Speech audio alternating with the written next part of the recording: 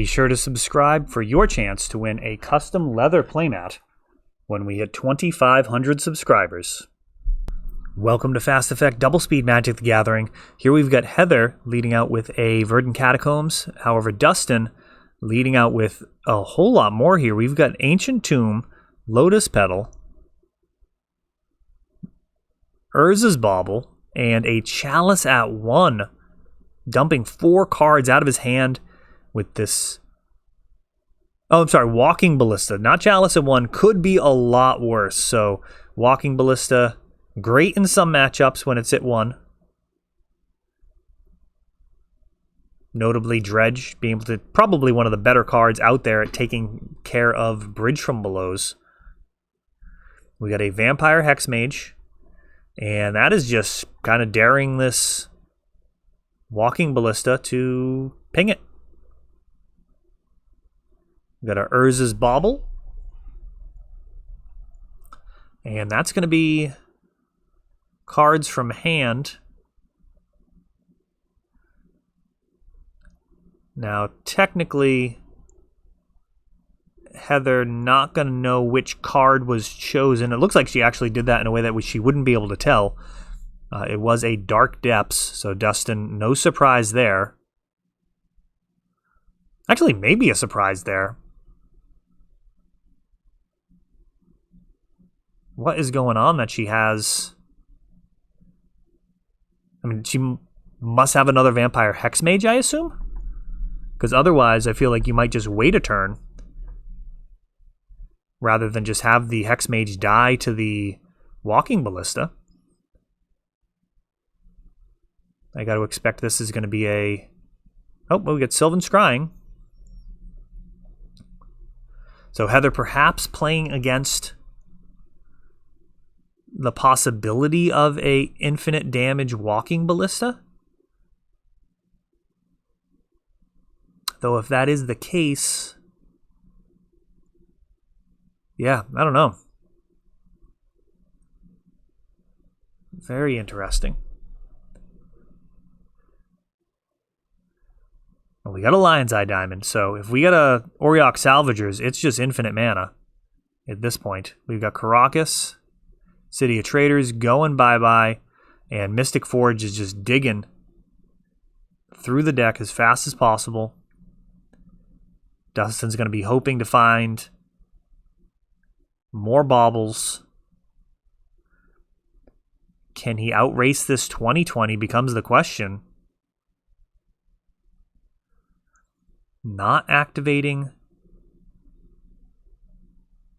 during the upkeep, so he's knew what he was going to be drawing. And a Monastery Mentor. Oh, he's got a Karakas on board. So, no real rush here. Lion's Eye Diamond sacrificed in order to cast Karn.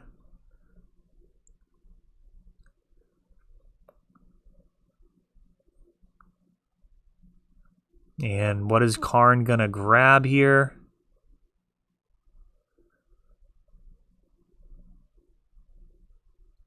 Working out this new display. I think Heather's is... I zoomed in a little bit too much. It's kind of going for more of what Dustin has going on here. Looks like Karn grabbing an LED and playing it. Pretty solid so far. These LEDs are going to be able to be used to cast things off the top of the library. And they have really skyrocketed in price and just in utility as these new printings have happened. And do we have a Salvagers? No, another Karn.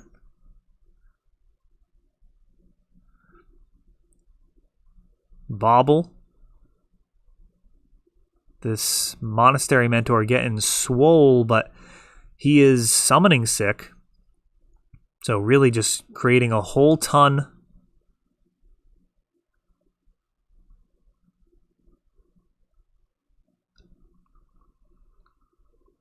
I mean, this is going to be lethal. It's just a question of, does Heather have something ridiculous here, like a Not of This World or a way of stopping this this Caracas. There's a few complicated ways that could happen involving crop rotation. Crop rotation for Wasteland, and a crop rotation for Urborg would potentially do that. So you'd need like an Elvish Spirit Guide on top of it.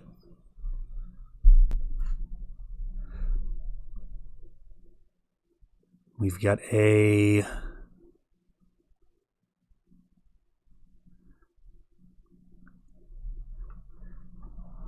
Elvish Spirit Guide in hand, along with another Dark Depths.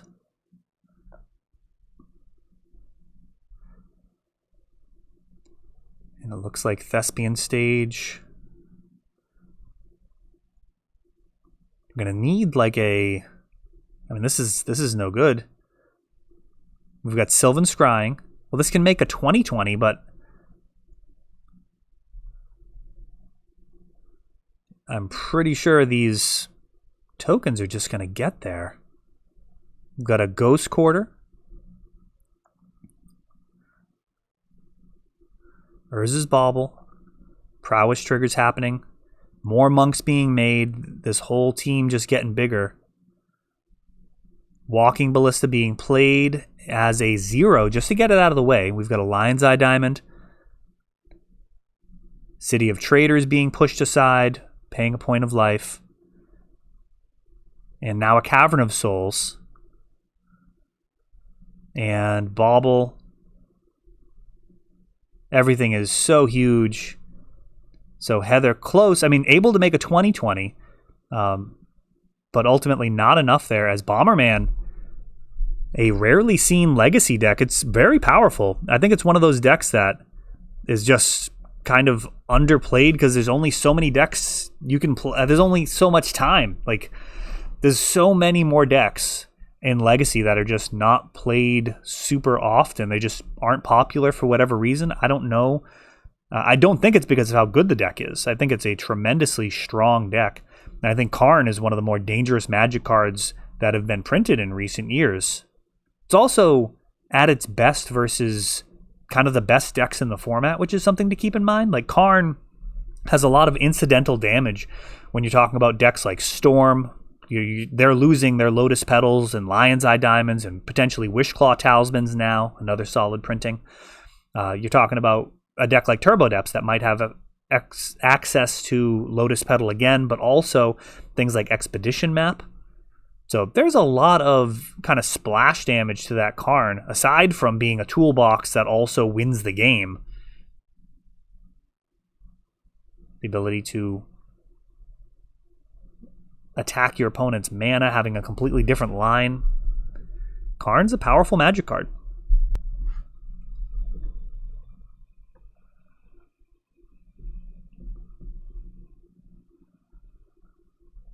Yeah, they're going to have the play here.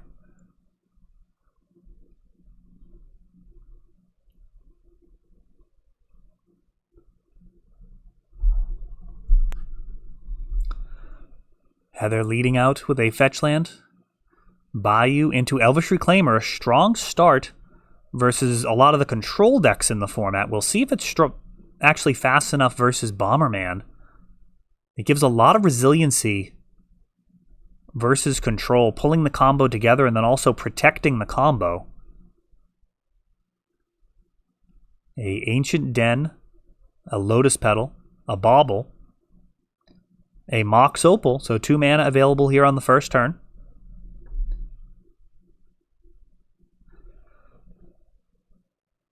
And Dustin does have the ability to sacrifice that Bauble to draw a card.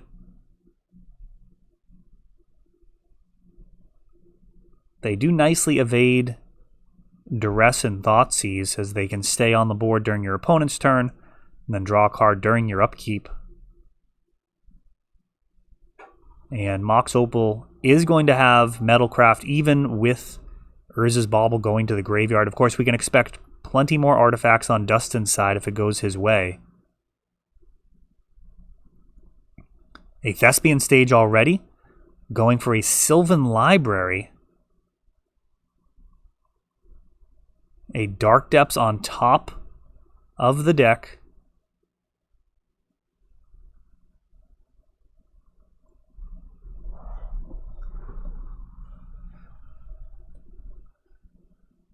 don't know that I like the Sylvan Library play. Heather could have had a Dark Depths for sure next turn. And we have a Chalice at 2.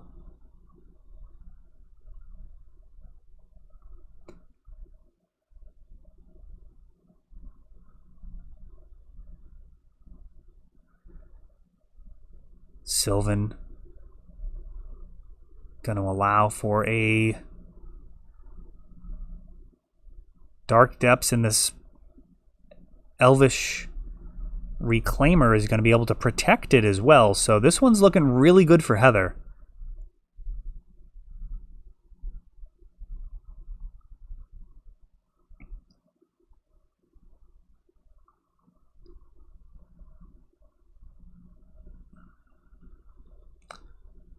We've got a discard effect, grabbing a Swords to Plowshares.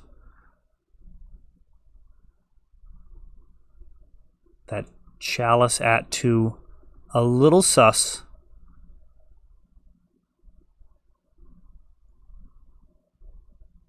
And given this board state, it looks like Heather's probably just going to be able to make a 20/20 during the end step. And that's exactly what's going to happen. We're on to game number 3.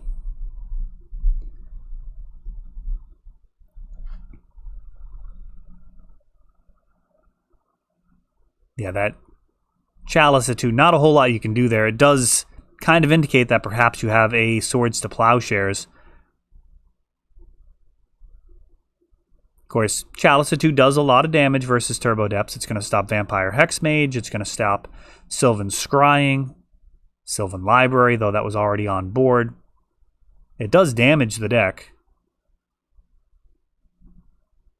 But Heather able to use the discard to clear that Swords to Plowshares.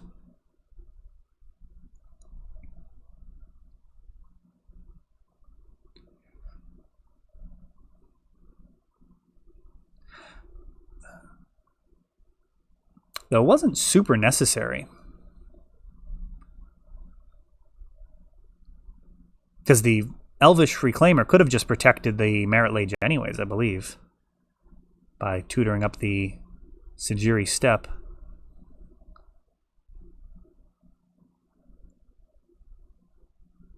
Though double swords still get you if you take that line. Definitely the safer route, which is not always the fastest. Often not the fastest, I guess. Though there's something to be said for giving your opponent extra draw steps. I guess at the end of the day, the safest route is the one that actually leads to victory the most often, even if it doesn't feel safe per se. And we've got Ancient Tomb from Dustin into Lotus Petal. And a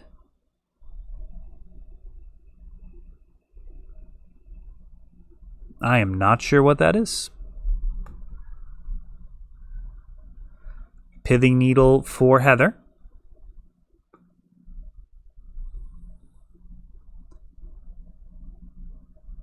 Three mana now for a Monastery Mentor and a Bauble. Making a monk. Dustin with his plan B online here. Just going to look to push through some damage before Heather can make a 20/20.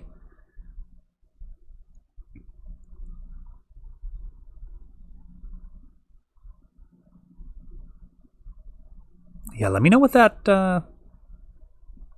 card I'm not able to identify is. Like a boom pile or something? Looks like it's got a hollow stamp on it. It's an artifact. It's got the new legendary border. And we've got a crop rotation.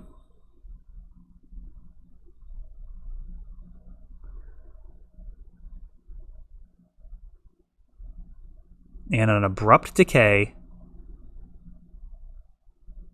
Taking out that mentor.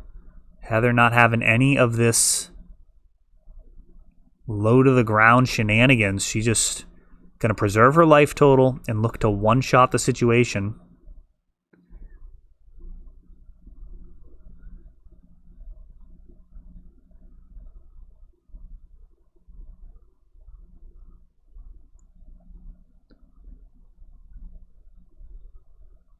this monk does have prowess, so some extra damage can be done, but getting rid of that mentor is absolutely huge.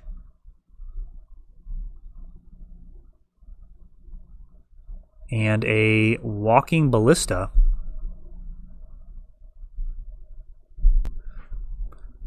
Alright, so we've got Heliod's Sun Crowned, which is potentially able to go infinite with walking ballista. Just so many combos in this Bomberman build.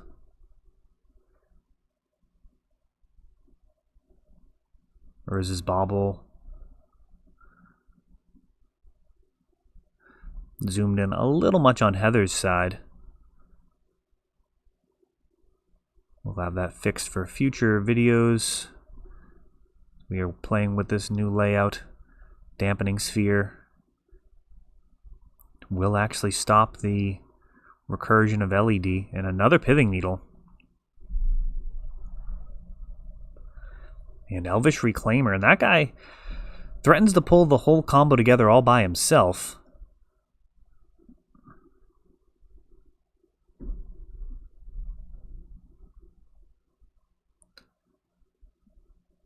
Right now, not super big. He does get to a 3-4 outside of bolt range. Well, I say now being cast. Swords to Plowshares. Taken care of him, as it's been doing since Alpha. I mean, Swords is just such an incredibly good answer. 1 mana.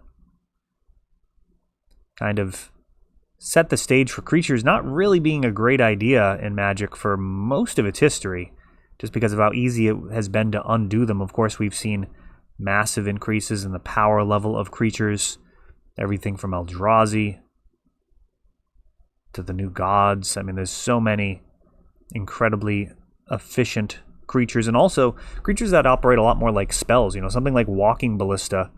Sure, it's a creature, but like it's also part of an infinite combo.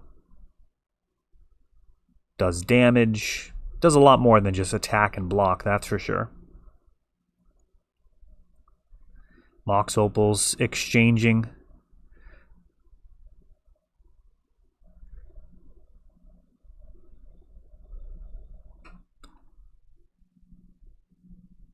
I got to imagine that one of these pithing needles is on the Heliod. The Greek pantheon, or Roman. I guess it's more Greek. I don't know why I think of Theros as more Greek than Roman. I'm not sure there's anything specific to it. Yeah, I just kind of think about it as more Greek. I'd have to really think about that one to figure out why that is. But we've got a monk now finally taken down with Abrupt Decay. But I am looking forward to the Viking-themed set. Hopefully they've got the Norse gods in there. I always like the Norse gods because they could actually die. Like, they can have bravery. They even know how they're going to die and still face it, which I just think is incredibly epic. So we've got a Mystic Forge. Like, Thor knows he's going to die in battle with the World Serpent and just still faces it many times in his life. Just pretty inspirational, or whatever you'd want to call that. Get your blood going. We've got an end-step crop rotation for Urborg. That is not really what you want to be forced into using crop rotation for, Heather.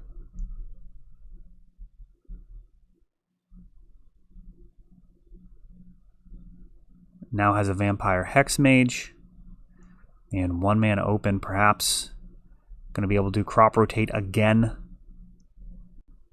during the end step for a Dark Depths. That is the most likely scenario, I'd imagine.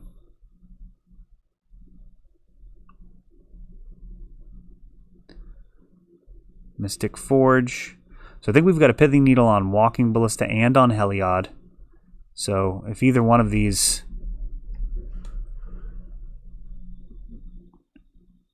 is able to go away, or if both of them go away, the game's just over on the spot. though Vampire X-Mage could take out Walking Ballista. So this is an interesting board state. And a big ol' Walking Ballista, or at least a 2/2. Vampire Hexmage. Oh no. First strike. The first strike is real, Dustin. Missing that interaction. Vampire Hexmage turning sideways. And now another one enters the fray.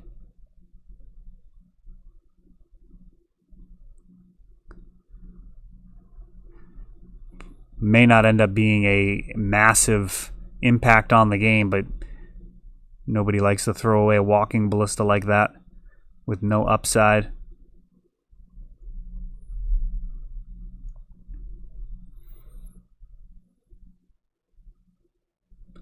A Lion's Eye Diamond, requiring 1 more mana after this Monastery Mentor. And a Swords to Plowshare is still in hand.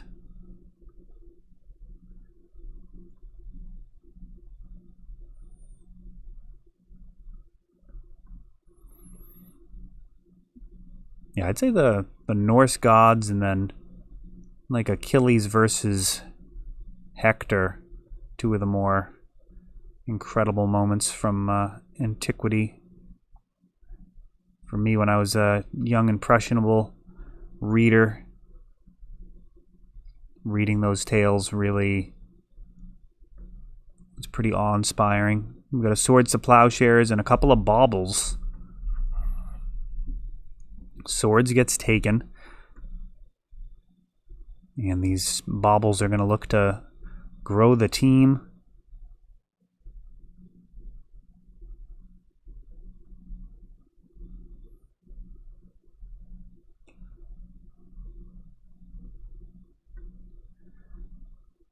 And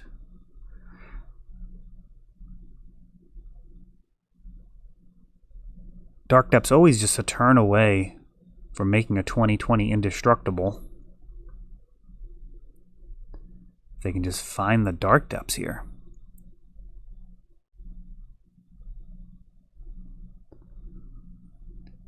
Dustin putting this Mystic Forge to work, not happy with Karn.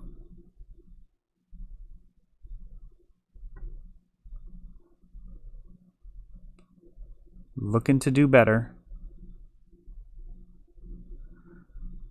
More baubles.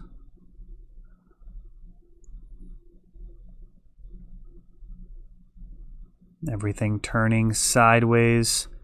So +2/+2 for the Prowess crew. And it looks like a Vampire Hexmage just going to be taking out the Walking Ballista and allowing 7 damage across.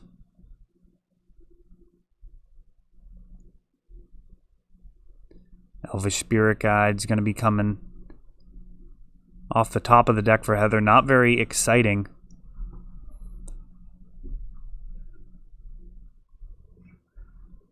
And that is going to do it. Spirit Guide not going to save Heather, as Dustin shows just a variety of threats and potential combos. Most of it was stopped by the Pithing Needles and Dampening Sphere, but ultimately Mentor, just a really solid magic card, and gets there through all of the defense.